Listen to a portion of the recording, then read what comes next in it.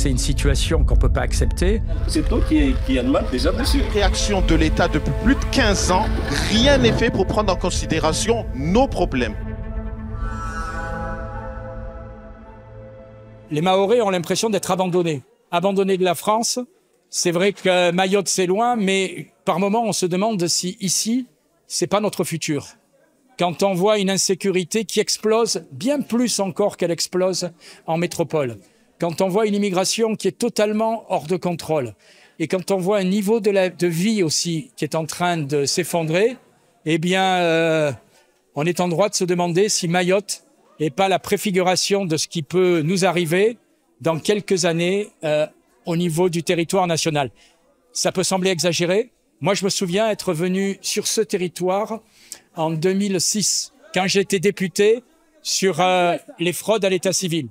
Sincèrement, 18 ans après, la situation est bien pire.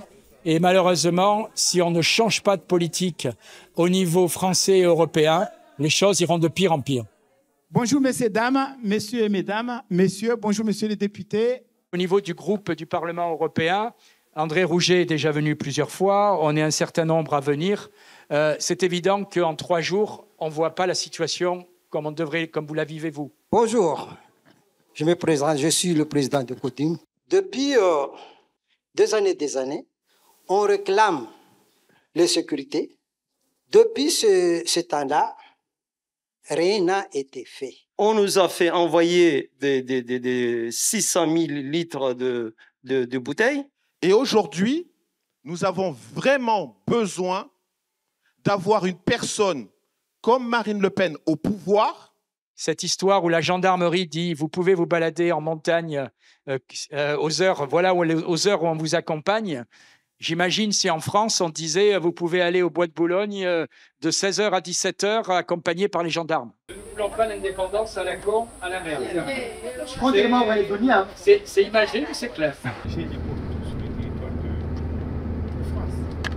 On est ici au centre hospitalier de Mayotte où on vient d'avoir une rencontre, j'avoue, assez affolante avec les représentants syndicaux, qu'il s'agisse de la CFDT ou de la CFTC. Pourquoi je dis que c'est affolant ? Parce que le quotidien qu'ils nous décrivent, c'est une sorte de cauchemar. Le problème ici aujourd'hui, précisément, nous sommes en droit de retrait depuis plus de 3 semaines, tout simplement parce que nous nous faisons caillasser tous les jours. Tout simplement parce que nous avons des collègues qui ne peuvent pas être soignés ici à Mayotte de par leurs blessures. Ce personnel est là pour soigner. Une partie d'entre eux sont aujourd'hui en droit de retrait. Pourquoi ? Parce que les bus qui les ramènent sont systématiquement caillassés. Ils ont même eu des blessés dans ces véhicules. Ce centre hospitalier est débordé. On est à plus de 10 000 naissances. Et en réalité, quelles que soient les opinions politiques, chacun dénonce une immigration qui est absolument plus contrôlée. Un truc pour les zones à haute. C'est toi qui a demandé déjà dessus. Là, on voit les tuyaux des gens qui rejettent clairement leurs eaux ici aussi. Je découvre que c'est financé par l'Union européenne, c'est très intéressant. C'est un projet visiblement pour protéger le crabier blanc, un projet européen Life Bio Divom. Ce qui serait bien, c'est de protéger l'espèce la plus menacée, qui est finalement les habitants de Mayotte. Parce que eau, insécurité, immigration, je pense que l'Europe devrait peut-être plus s'en occuper que le crabier blanc. La viande de tortue. Organiser 7 ans, faire pour la viande de tortue. L'Europe qu'on souhaite, finalement, c'est une Europe qui amène un plus. Ici, vous voyez, l'Europe, quand elle amène des fonds de développement régionaux, qui sont en grande partie payés, je le rappelle, quand même par la contribution française, c'est positif. Quand l'Europe finance cette barge pour aller dans les 2 parties de Mayotte, c'est positif. Quand l'Europe finance les équipements médicaux, c'est positif. Mais ensuite, que l'Europe laisse les États là où les États sont plus efficaces. Frontex, franchement, venir à Mayotte, j'ai pas vraiment envie que ce soit, avec tout le respect que j'ai, un Suédois, un Danois ou un Portugais qui se mettent à contrôler les frontières de ce territoire. Quand on voit l'inefficacité de Frontex à Lampedusa, quand on voit qu'en réalité, désormais, cette agence s'est transformée en une agence d'accueil et non pas une agence de protection des frontières, eh bien c'est très bien que la gendarmerie et la police nationale soient là pour assurer la protection des frontières, qui est déjà quelque chose d'extrêmement difficile sur ce territoire.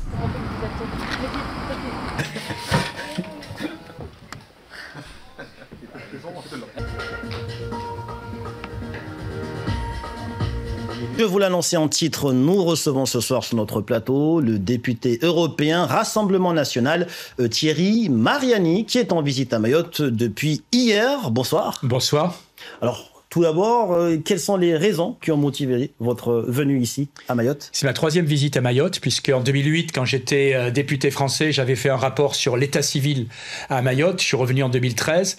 Et aujourd'hui, je voulais voir un peu l'évolution de la situation en tant que député européen et puis en tant que citoyen.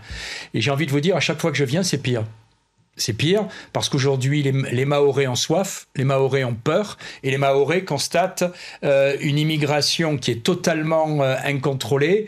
J'écoutais hier soir les chiffres qui étaient donnés de prévision de l'INSEE avec 750 000 habitants en 2050. Et je me dis que si on ne réagit pas vite, la vie des Mahorais risque de devenir de plus en plus difficile. Vous parlez de lutte sans compromission concernant l'immigration clandestine. Quelles nouvelles mesures pourrait justement... Je pense par exemple que ces fameux certificats, enfin ces fameux visas temporaires qu'on donne où un clandestin peut rester sur Mayotte mais ne peut pas aller ailleurs, c'est pas un cadeau qu'on fait aux Mahorais. Parce qu'en réalité, ça veut dire qu'on bloque un certain nombre de clandestins qu'on régularise, entre guillemets, sur ce territoire, mais qui ne peuvent pas aller ailleurs. Il est évident que ce genre de titre de séjour, à mon avis, ne doit pas continuer. Deuxièmement, il est évident aussi que nos rapports avec les Comores doivent être très clairs. Il faut qu'ils récupèrent les clandestins qui viennent de chez eux. Je sais que, là aussi, je le répète, grâce à la police et la gendarmerie, 25 000 clandestins ont été reconduits. Mais il faut, à mon avis, un peu plus de coopération de la part des autorités des Comores. Par exemple, que quand les bateaux partent de leur territoire, eh bien, ils le signalent peut-être à la police ou à la gendarmerie française. Dernier point, la crise de l'eau. On l'a vu tout à l'heure à travers l'interview de la nouvelle association qui a vu le jour. 2 jours sur 3 sans eau à Mayotte, dans un département de la République. C'est à peine croyable. C'est à peine croyable et j'étais avec le préfet qui a une mission spéciale sur l'eau, Gilles Cantal, et qui fait, je pense, un travail admirable, il n'est pas en cause. Et quand il me dit ça risque de durer jusqu'en décembre, je me dis mais comment les Mahorais peuvent supporter ça? La question, si vous permettez, on sait déjà qu'en 2017, sur ce territoire, les communes du Sud, je crois qu'il y en a pendant plusieurs mois, n'ont pas eu accès à l'eau. Et on se dit mais pourquoi depuis 2017, M. Macron venait d'être élu, pourquoi depuis 2017, rien n'a été fait?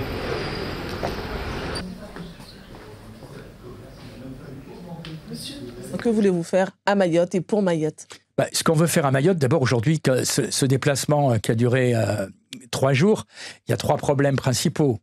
L'immigration incontrôlée, l'insécurité, qui est d'ailleurs très souvent liée à l'immigration, et puis, à l'heure actuelle, le problème de l'eau. Le premier problème, c'est l'immigration.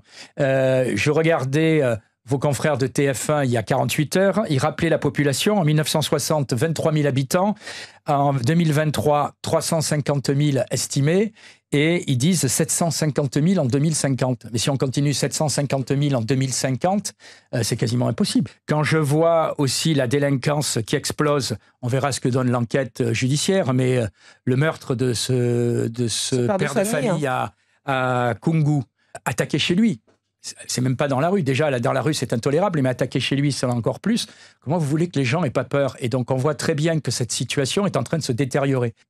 En 2017, vous êtes mieux placé que moi pour vous en souvenir, en 2017, 8 communes du sud de Mayotte n'avaient plus d'eau. Vous pouvez me dire ce qui a été fait depuis 2017? J'ai toujours pas trouvé. 2017, c'était déjà M. Macron qui était élu, depuis 2017. Au niveau de l'État ou au niveau des collectivités territoriales, j'ai pas l'impression que grand-chose a été fait. Dans quel état d'esprit vous quittez Mayotte? Inquiet. Inquiet parce que j'ai vu des parents d'élèves qui ne savent pas comment ils peuvent scolariser décemment leurs gamins parce que à cause de l'immigration, les écoles explosent. Inquiet parce que j'ai vu des personnes qui me disent on peut plus sortir le soir. Inquiet parce que je vois des gens qui sont inquiets pour leur avenir parce qu'à Mayotte, comme en métropole, il y a des problèmes aujourd'hui vraiment sur le niveau de vie. Et donc malheureusement, j'allais dire Mayotte cumule les mêmes problèmes que la métropole et par moments amplifiés.